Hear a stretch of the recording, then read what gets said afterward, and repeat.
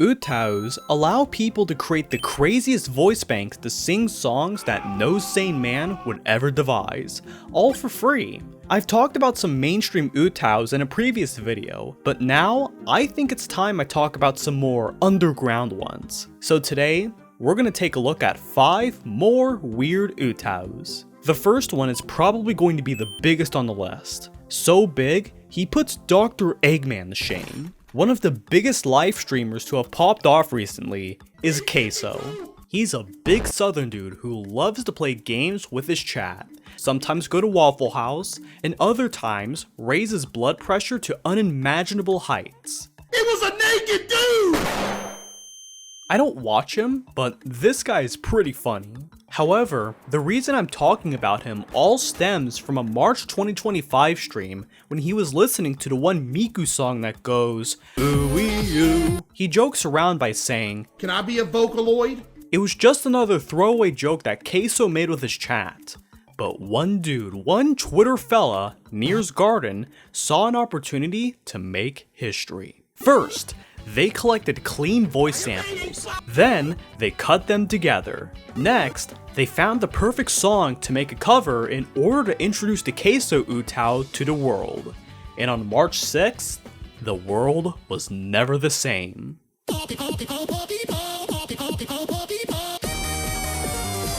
It was well received. So, some other dingus decided to make an original song with Queso, and it somehow made it onto the big guy's streams. Let's just say he was really happy with it.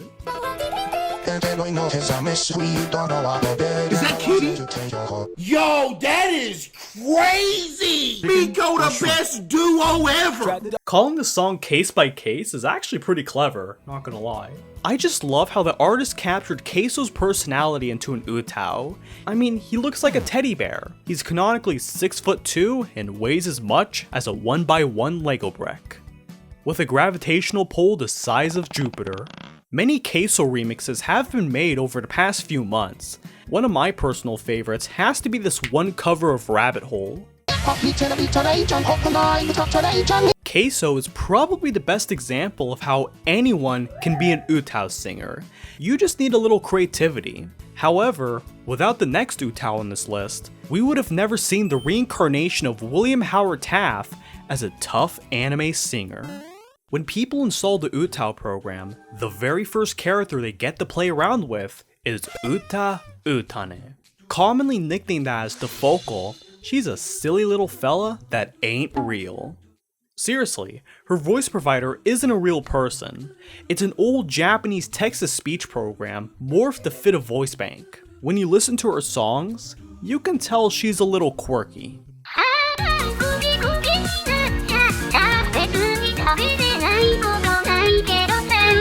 Songs like Tombstone and various covers of already popular songs gave her a cult-like following among the small UTAU scene back in the late 2000s and early 2010s. You'll commonly see her among the UTAU trio with Momo Momone and Teru Kasane. Defocal is probably the least well known of the group, probably due to how low-key and kinda bland she is, and the fact that she sounds a little too robotic for people. She just kind of fell into the back of people's minds as the 2010s passed by. Teru Kasane managed to get reborn, and Momo, although obscure today, managed to cement herself as the Nyan Cat girl. Poor Defocal was feeling left out, but thankfully in 2015, her opportunity finally came along in the form of some hipster looking dude by the name of Bo En. He composed the song My Time, which featured Defocal singing the chorus section. It's only one word, but it's honest work. The song later became notable thanks to a tiny little indie game called Omori, specifically in the Bad Endings credits. I've never played Omori, but considering Oyasumi means to sleep, and Omori's central theme is about depression, you can put 2 and 2 together on the song's meaning. It's kind of funny knowing that people don't know who's singing the robotic voice in the song, and that kind of fits Defocal's personality. She's not built for the spotlight, and she's perfectly okay with that.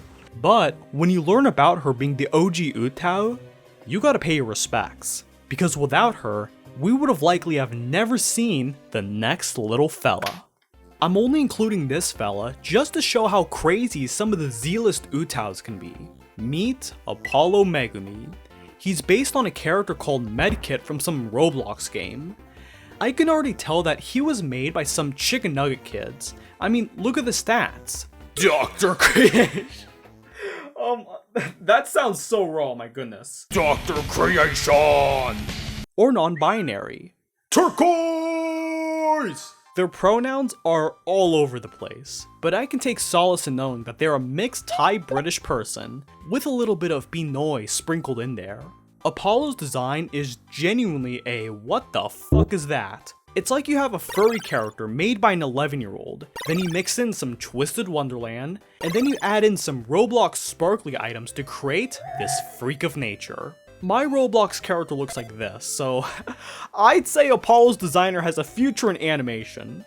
Apollo's voice is average for an UTAU, but with enough tweaking and twerking, you can make some great things with it. Their trivia list on the UTAU wiki is very long.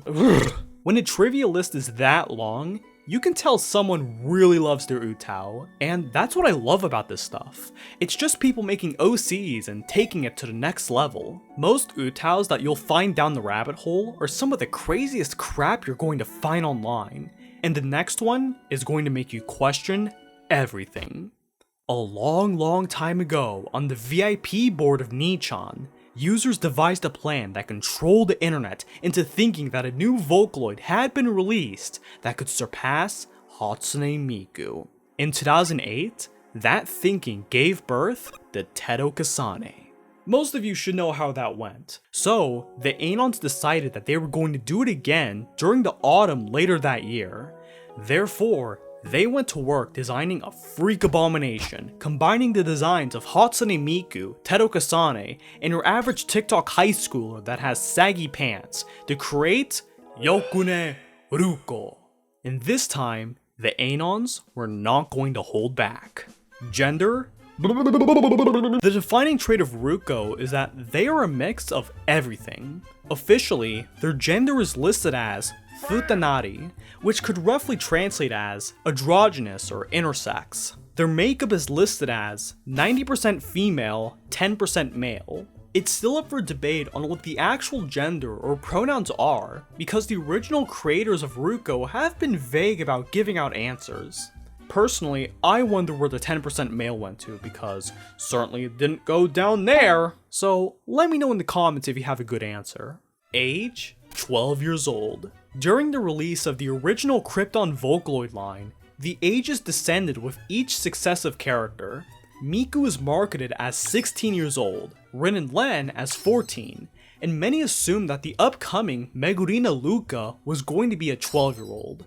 So, the Anons of Nichan made a near 2-meter tall, D-cup chest-sized person whose catchphrase is, "You bastard!" as a 12-year-old. But don't take their age too seriously. Most people believe that Ruko is an adult. Voice by 2 people. As stated earlier, Ruko is 90% female and 10% male, and that's reflected in her voice providers, Hikachi and Raichi Yu, who I assume are different gendered voices.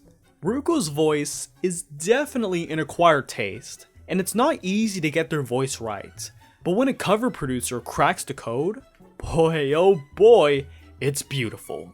Shoutouts to Pigeon and CoffeeCat12. They're both producers who've dedicated themselves to the Ruko lifestyle, making covers and art all alike.